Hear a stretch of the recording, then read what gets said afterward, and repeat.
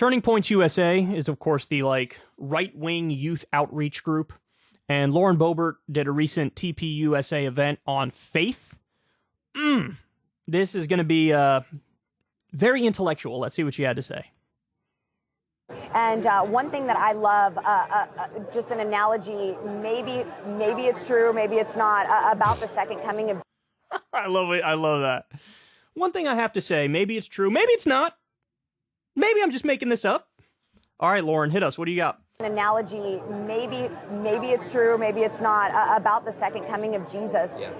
I've heard stories of, people believing that Christians are going to be hiding out in caves and, and just lockdown. Maybe it's a lockdown, maybe it's a government lockdown. But she's speaking to a 1980s hair band reject here. This guy would have loved to be in, Poison, one of those bands. Jeez, man. Holy cow. Sorry, I'll stop interrupting. And, and just lockdown. Maybe it's a lockdown. Maybe it's a government lockdown. But they're shut in, and they beg for Jesus to come back. He comes back and rescues them. I don't think that that's the way it's going to be. If the Old Testament is a type and a shadow of the New Testament, and you look at the Exodus from Egypt, Pharaoh, he was the one who called for God to get his people. He said, get your people out of here. And I believe if that type and shadow is true for the New Testament, the church, God's people, will be out in such a great force that Satan himself will call for the second coming of Jesus. He would say, I cannot do a thing in this earth with your people here. You come and get them. Come on. Isn't that great? That is amazing. That's the dumbest thing I've ever heard.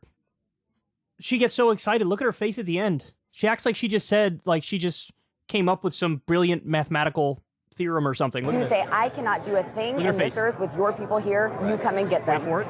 Come on. Smug. Isn't that great? That is amazing. She smugly thinks she's this massive genius for saying, bro, you know what we got to do? We got to be so godly and so heavenly and so holy and so saintly that Satan comes back and Satan looks around and goes, bro, you guys are such good people. You're too good of people. In fact, I'm out of here. Maybe God will come back because I can't change any of your minds with my evil, satanic, demonic, devilish ways. What kind of... How can you say those words out loud and be nailing it? Everybody's going to be great point, bro. Great. What? Hey, guys, I have to say this. It's the true believers that really scare me.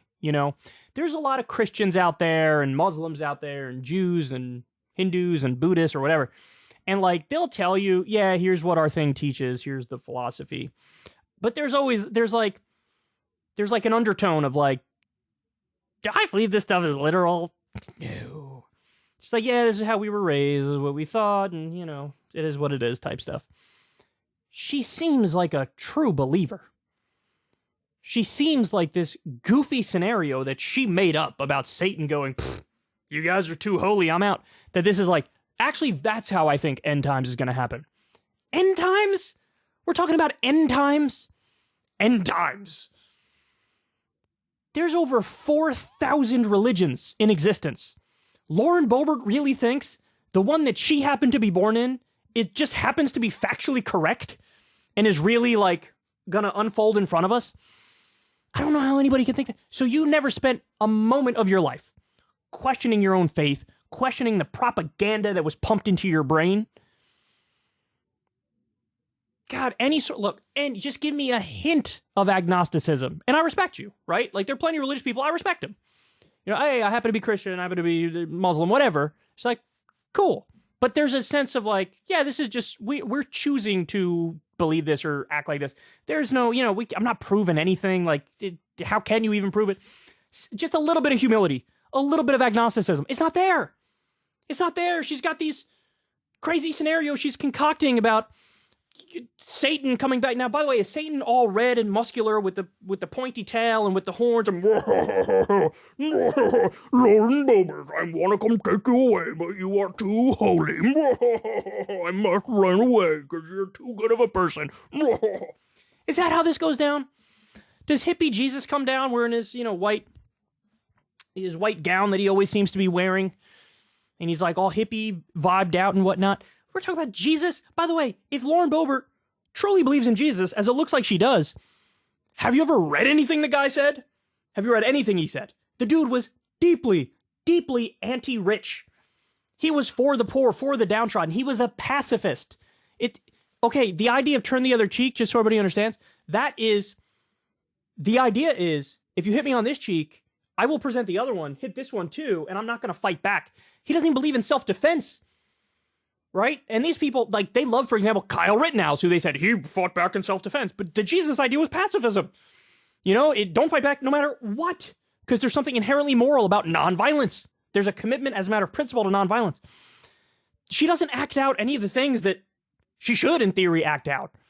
In the Bible, they are falling all over themselves, fawning over what they call the sojourners, which are the immigrants, which means treat them just like they're your own family. Treat them as kindly as humanly possible.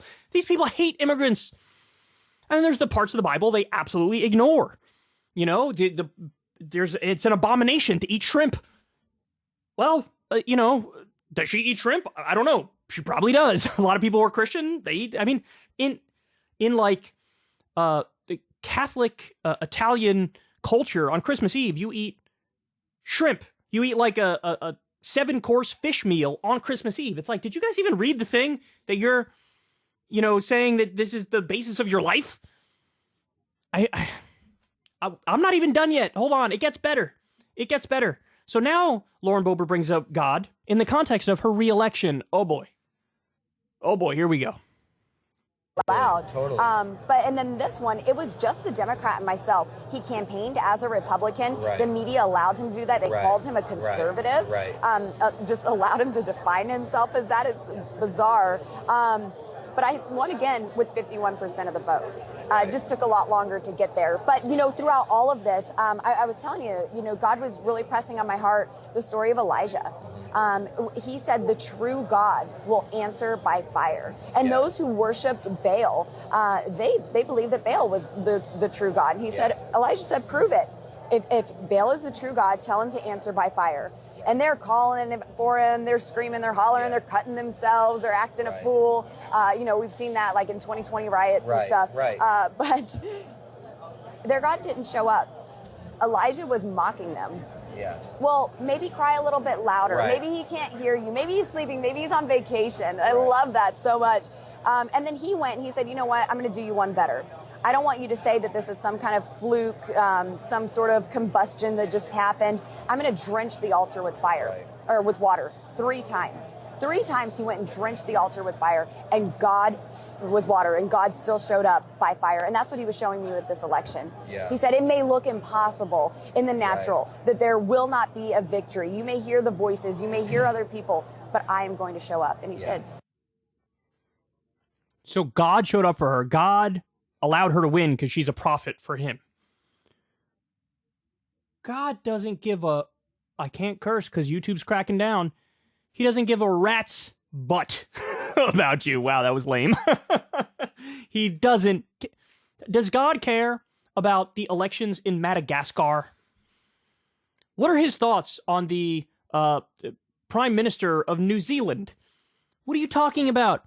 By the way, if God controls everything, if God is the Almighty, if God's powerful, why did he make it that you only won by 500 votes? This was a massively pro-Trump district. It was a safely pro-Trump district. The fact that the Democrat almost won is a minor miracle. So if God was so like, hey, I want to send a message that you're the chosen one or you're special, why wouldn't he give you like 65% of the vote? Why wouldn't it be a crushing victory on your side? Maybe God ain't got nothing to do with it. Maybe you are a terrible, divisive candidate and you almost lost a seat that should have been an easy layup in what was supposed to be a red wave year. And what is this? The whole story she's telling about Baal and the fire and the water. What are you saying? God's testing me, but I ended up pulling it out. That's what's happening. You're a bad candidate and a bad politician who almost lost even though you're in a layup Republican district. That's all that's going on here. That's all there is. And again, it drives me crazy because she clearly is a true believer. She's clearly up to her eyeballs in these fairy tales. But like, she doesn't actually implement any of the things that in theory she would if she actually was a person of the book, right? We always go back to abortion. Why? Because there's a part of the Bible that prescribes abortion. If your wife cheats on you, she's supposed to drink the bitter water and miscarry, aka have an abortion, because that's not your baby. That's the baby of the guy she cheated on you with. They prescribe it in there. This whole idea that the Bible's like super pro-life, bro. That's all, hey, half the Bible is God saying, definitely treat a fetus like it's a full-grown adult. That ain't in there, dog. That ain't in there. And she has extremist abortion politics, extremist everything politics, and it's like this weird amalgamation of super fundamentalist evangelical Christianity and hardcore Republican politics. It's all just born out of the cultural environment and social environment she was raised in, where mommy and daddy told you X, Y, and Z, and you mixed in your own dash of hubris and narcissism and personal beliefs, and at the end of it all, what do you got? You're babbling about faith at a TPUSA interview with a dude who should be in a 1980s hairband. Like, this is all drivel, man. It's all drivel. I can't. These people. So there you have it. Lauren Boebert getting creepily religious, but assuming that she was chosen by God, even though she was barely chosen by the voters in her own massively conservative district. Ever since Adpocalypse, when YouTube defunded all independent news and politics overnight, we haven't trusted them. We know they can pull the rug out from underneath us at any time. If you enjoy this content, please consider tipping $1 or $2 per month on the Secular Talk Patreon. Link in the video description box below. Thanks for your support.